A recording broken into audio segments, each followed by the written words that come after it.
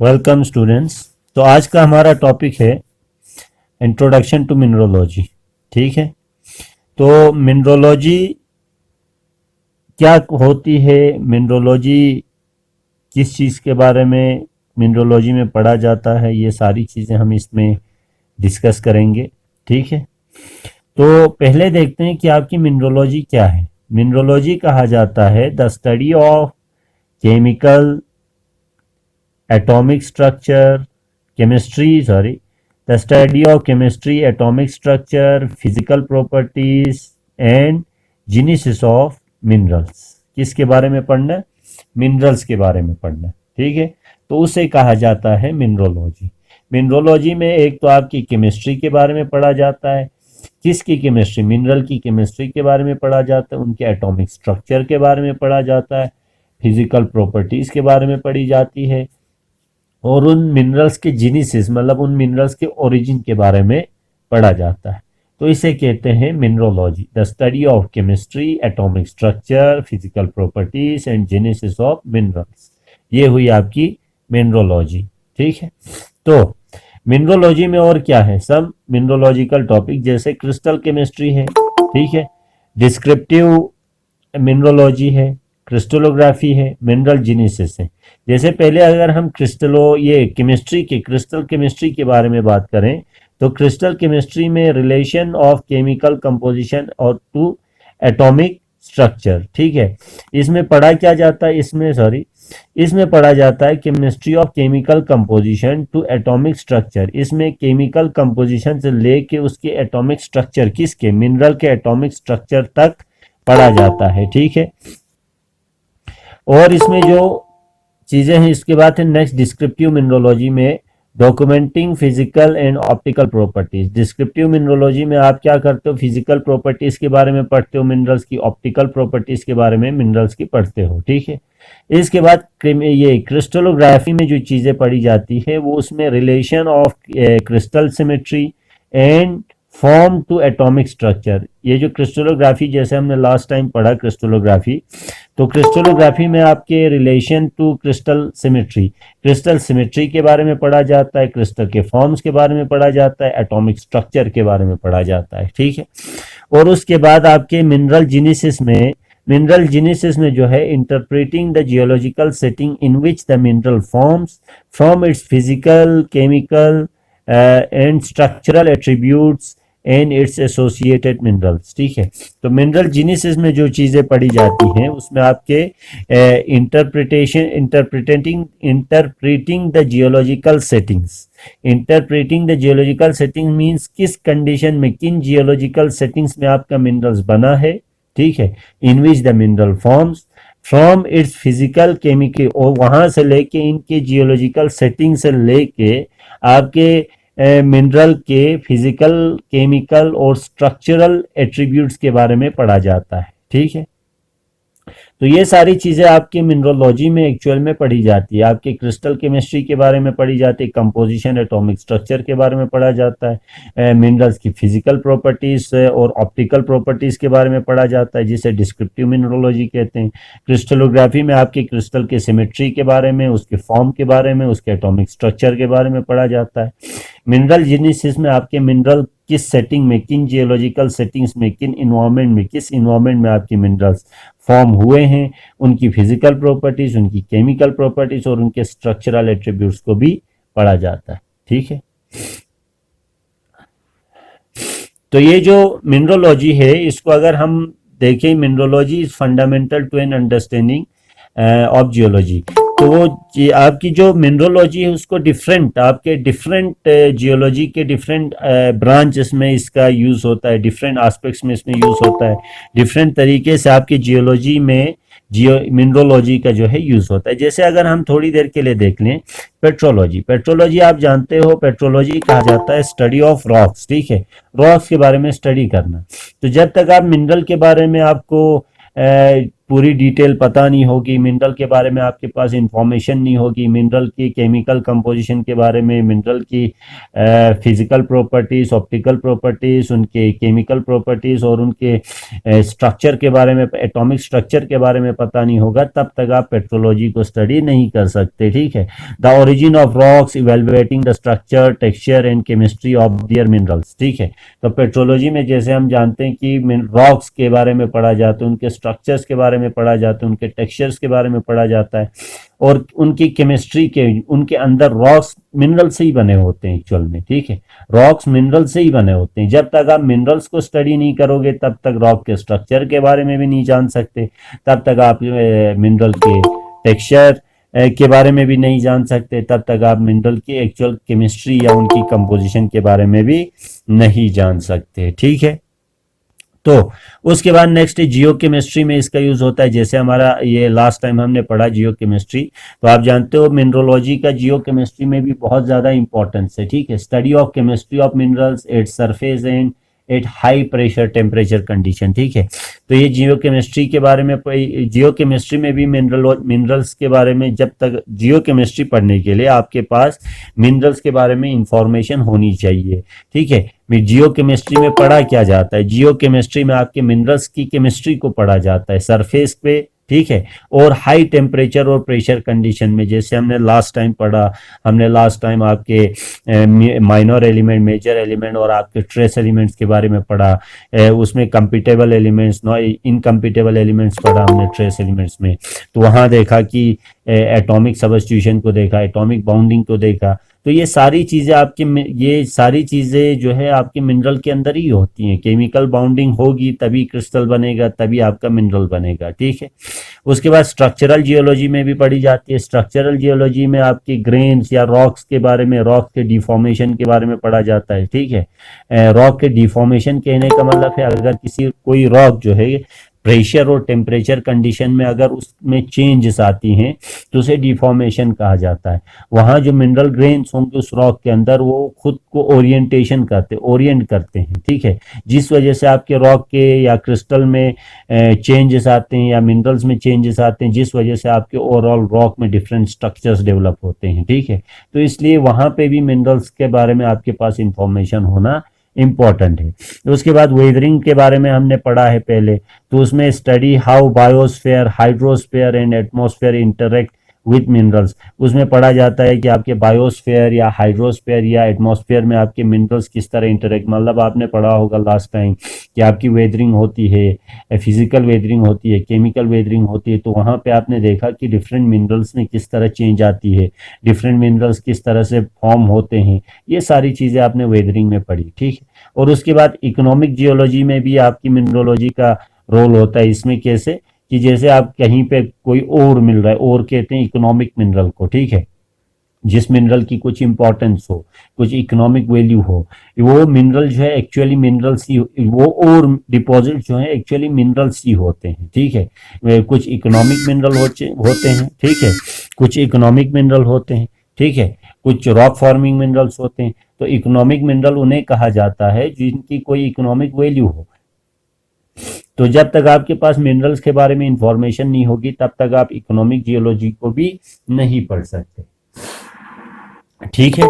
तब तक आप इकोनॉमिक जियोलॉजी को भी नहीं पढ़ सकते। तो ये कुछ बेसिक कंसेप्ट है आपके मिनरोलॉजी के बारे में। अब देखते हैं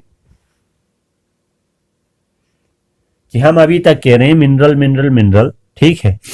तो ये जो मिनरल है एक्चुअली, मिनरल एक्चुअल में मिनरल खुद क्या है? ठीक है। तो लास्ट टाइम हमने डेफिनेशन पढ़ी थी एक बार, तो अगर आपको याद ना हो तो मैं फिर से यहाँ पे एक बार फिर से आपको ये रिवाइज कर देता हूँ। मिनरल की डेफिनेशन में, mineral is a naturally occurring, सबसे पहली चीज कि मिनरल नेचुरली ऑकर होना चाहिए। नेचुरली ऑकरिंग सॉलिड विथ ए, ठीक है, with a highly ordered atomic arrangement, आप इस तरह भी लिख सकते हो। ठीक है। या हैविंग स्पेसिफिक केमिकल कंपोजिशन, या हैविंग, या क्रिस्टलाइन भी कह सकते हो। ठीक है। लेकिन यहाँ क्रिस्टलाइन की जगह पे यहाँ क्या लिखा है? A mineral is a naturally occurring solid with a highly ordered atomic arrangement, जिसमें बहुत मतलब कॉम्प्लिकेटेड एटॉमिक अरेंजमेंट होती है, and A definite but not fixed chemical composition, और उसकी एक केमिकल, एक डेफिनेट केमिकल कंपोजिशन है जो फिक्स नहीं रहती है, ठीक है। मिनरल डिफरेंट कंडीशंस के हिसाब से उसकी केमिकल कंपोजिशन में चेंजेस आती है। It is usually formed by inorganic process, और ये प्योरली इनऑर्गेनिक होना चाहिए, तभी जाके आपका क्या होगा, आपका मिनरल बनेगा, ठीक है। उसको आप क्या कहोगे, मिनरल। पहली चीज, मिनरल नेचुरल होना चाहिए, ठीक है। तो मिनरल नेचुरल होना चाहिए, नेचुरली ऑकर होना चाहिए, ठीक है। दूसरी चीज वो सॉलिड होना चाहिए। तीसरी चीज उसकी एटॉमिक, मतलब एटॉमिक अरेंजमेंट कहने का मतलब है कि उसका एक स्पेसिफिक स्ट्रक्चर होना चाहिए। क्या होना चाहिए, एक स्पेसिफिक स्ट्रक्चर होना चाहिए। With a highly ordered atomic arrangement कहने का मतलब है कि वो आप उसमें मिनरल में आपका एक स्पेसिफिक स्ट्रक्चर होना चाहिए,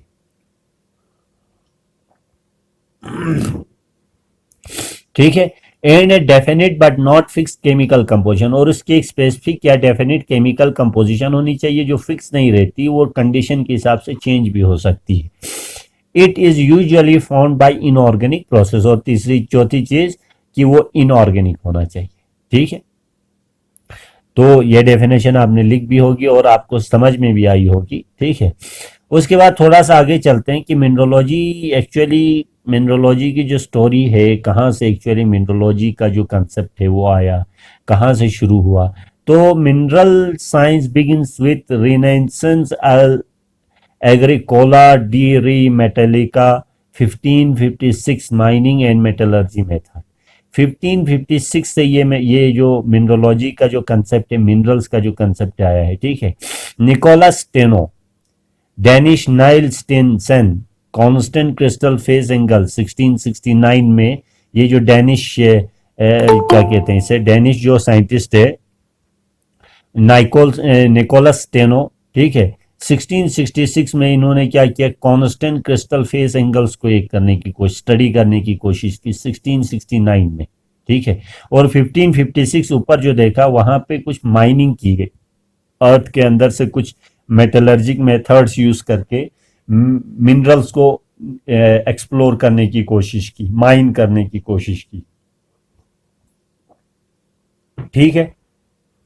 उसके बाद 1700 में measured the crystal geometry, measures the measurement of crystal geometry and symmetry of symmetry concept of unit cell, ठीक है। फिर 1700 जो आपके सेंचुरी में, 17th सेंचुरी में आपका क्या हुआ, क्रिस्टल ज्योमेट्री को मेजर किया गया, और क्रिस्टल की सिमेट्री का जो कंसेप्ट है वो आया, यूनिट सेल्स की सिमेट्री को देखा गया। ये किया था रेन जस्ट हॉर, ये रेन जस्ट हॉर, ये एक साइंटिस्ट का नाम है एक्चुअली, ठीक है। तो उन्होंने 17th सेंचुरी में आपके क्रिस्टल ज्योमेट्री और उसकी सिमेट्री को जो है, crystal geometry symmetry of unit cell को, symmetry concept of unit cell को इन्होंने क्या स्टडी करने की कोशिश की। फिर अर्ली 1800 में precise measurement of crystal symmetry, और ये जो आपका 17th सेंचुरी में जो कोशिश की गई थी क्रिस्टल ज्योमेट्री को मेजर करने की, वो अर्ली 18th सेंचुरी में जो है आपका ये सक्सेसफुल हुआ, ठीक है। Herald the field of crystallography analytical chemistry lead to chemical classification of minerals, ठीक है, ठीक है। तो इन्होंने क्या किया, इन्होंने 18th सेंचुरी में आपका जो मेजरमेंट ऑफ क्रिस्टल ज्योमेट्री को प्रिसाइसली मेजर किया गया, मतलब एक्यूरेटली मेजर किया गया, ठीक है। और इसकी केमिकल क्लासिफिकेशन भी की गई मिनरल्स की। फिर लेट 18th सेंचुरी में क्रिएशन ऑफ पोलराइजिंग माइक्रोस्कोप, आप जो आज माइक्रोस्कोप देखते हो, ठीक है, अपने लैब में, तो वो जो माइक्रोस्कोप है उसको ये किया गया, क्रिएट किया गया सबसे पहले late 18th century, 18th century खत्म होते होते आपका पोलराइजिंग माइक्रोस्कोप यूज किया गया, ठीक है। Open field to petrography and study of optical properties of mineral, जिसके मदद से आप क्या कर सके, हम लोग जो है वहाँ उस टाइम जो है आपके मिनरल पेट्रोलॉजी रॉक्स के बारे में स्टडी किया गया। शब्बीर हुसैन को क्या हो गया है, पढ़ना है ध्यान से पढ़ा करो, पिटमैन से क्या करना है, शॉर्ट हैंड सीखना है, ठीक है। तो लेट 18 सेंचुरी में आपका पोलराइजिंग माइक्रोस्कोप बनाया गया था। ये थी आपकी मिनरल्स के बारे में थोड़ी सी अगर हिस्ट्री देखी जाए तो हिस्ट्री के बारे में, ठीक है। फिर मिनरोलॉजी की जो हिस्ट्री है अभी उसके बाद नेक्स्ट है, यहाँ से आप देख सकते हो 19 सेंचुरी में एक्सरे डिफ्रैक्शन मेजरमेंट को जो है प्रिसाइसली मेजर किया गया, internal symmetry and structure of minerals को स्टडी किया गया। 1960 में development of electron micro probe allow us accurate C2 analysis of mineral crystal mineral chemistry, ठीक है।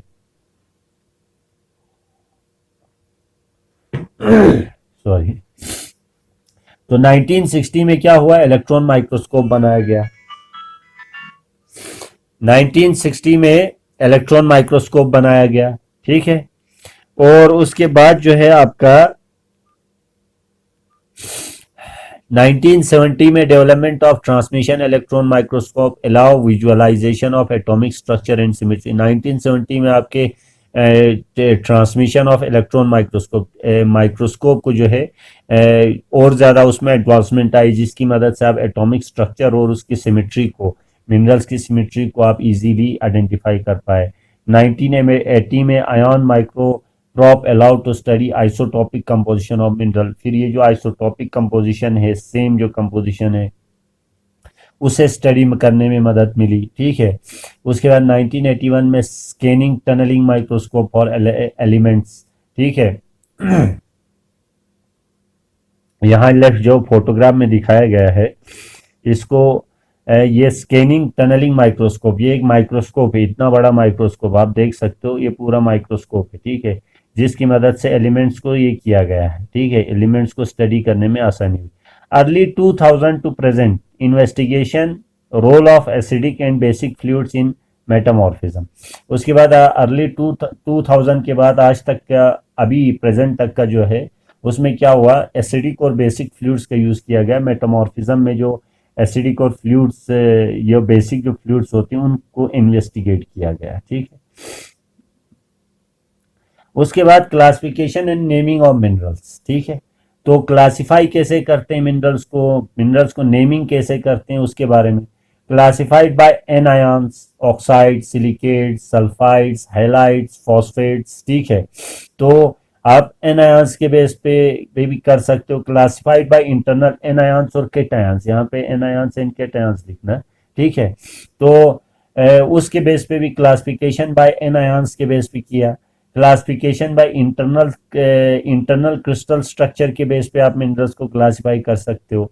Name for place peoples chemistry, और उनके नाम जो है जगह के नाम पे रखा जाता है मिनरल्स को, साइंटिस्ट के नाम पे भी रखा जाता है, कभी कभार उसकी केमिस्ट्री के नाम पे भी रखा जाता है, ठीक है। तो मिनरल्स को क्लासिफाई और उसको नाम देने का तरीका है कि उसको एनायंस के बेस पे, जैसे ऑक्साइड्स कहा जाता है, सिलिकेट्स कहा जाता है, सल्फाइड्स कहा जाता है, हैलाइड्स कहा जाता है, फॉस्फेट्स कहा जाता है। तो इस तरीके से आप मिनरल्स को क्लासिफाई कर सकते हो। वो मिनरल्स, ऑक्साइड्स उनको कहा जाता है जिसमें ऑक्सीजन हो, ठीक है। सिलिकेट्स उन्हें कहा जाता है जिसमें सिलिकॉन प्रेजेंट हो। सल्फाइड्स उन्हें कहा जाता है जिसमें सल्फाइड्स हो। हैलाइड्स उन्हें कहा जाता है जिसमें हैलाइड्स प्रेजेंट हो। और फॉस्फेट्स उन्हें कहा जाता है जिसमें फॉस्फेट, ये फॉस्फोरस जैसे एलिमेंट्स प्रेजेंट हो, ठीक है।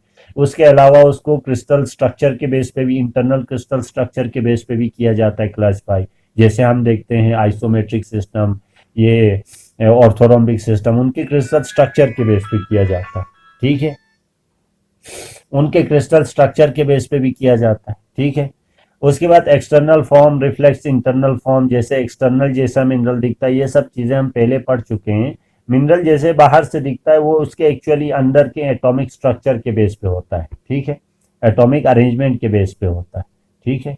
जैसे यहाँ पे देखो, यहाँ पे clearly unit cell as building block, ये एक यूनिट सेल है जिसके बेस पे आपका पूरा क्रिस्टल बनता है सोडियम और क्लोराइड का, ठीक है। इस तरीके से हमने लास्ट टाइम ये सारी चीजें हुई देखी हुई है, ठीक है। फिर क्रिस्टल सिस्टम के बारे में है, ठीक है। ये सारी चीजें हम एक्चुअली पढ़ चुके हैं। तो ये हमारा क्रिस्टल के बारे में कुछ इंट्रोडक्शन था, जिसमें हमने देखा क्रिस्टल, ये सॉरी मिनरल्स के बारे में। तो हमने देखा मिनरल क्या है, मिनरोलॉजी क्या होती है, मिनरल क्या होता है, ठीक है। ये सारी चीजें हमने देखी और उन मिनरल्स के बारे में हिस्ट्री देखी। तो आज के लिए यहाँ तक ही, इससे आगे जो है हम नेक्स्ट लेक्चर में करेंगे। Thank you.